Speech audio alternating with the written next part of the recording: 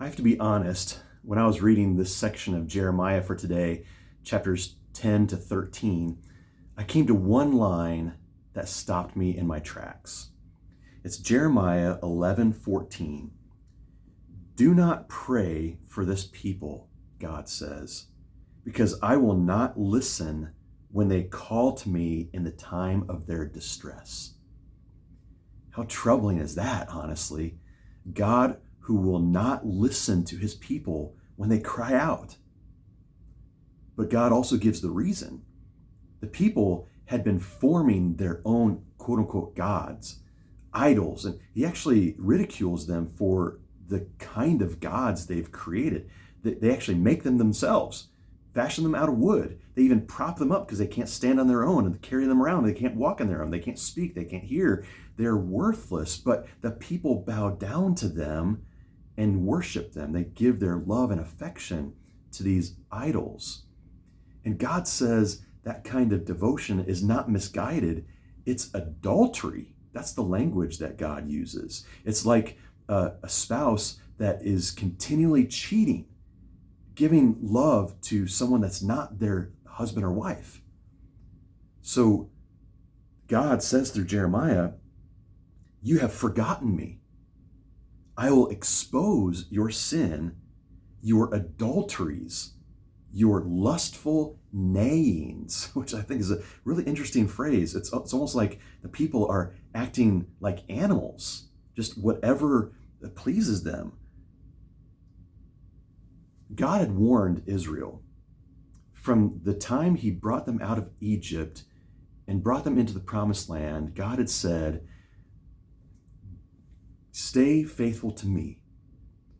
Don't turn to any other gods or rely on anyone or anything else. If you continue in disobedience and disloyalty, then the end result will be exile.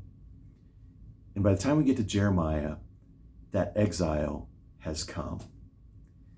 So the question really is, did Israel finally exhaust God's patience? Could we exhaust God's patience? And now our gods, our quote unquote gods, our idols don't look the same. We usually don't put up a little wooden statue and bow down to it.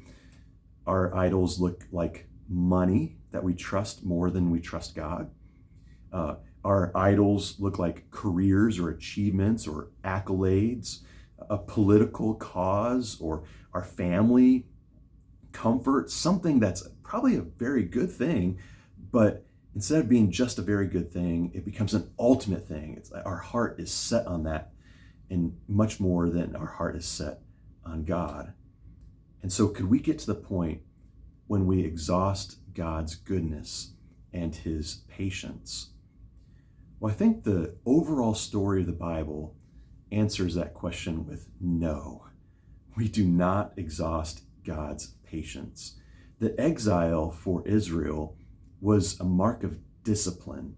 It was not a sign that God had just abandoned Israel altogether, just that he was using this exile as a time of cleansing and removing from them this devotion to idols.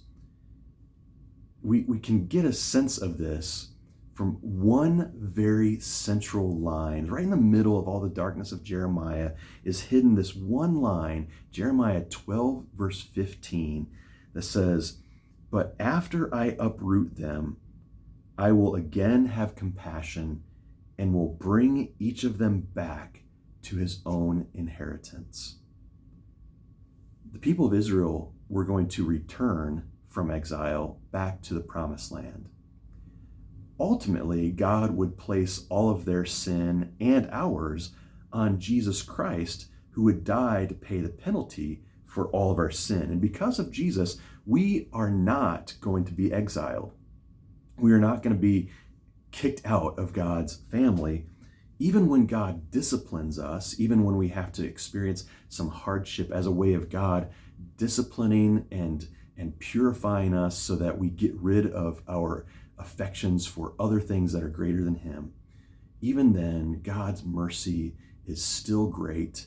And even though his discipline may last for a season, as it did with the people of Israel, God's mercy, God's compassion lasts forever.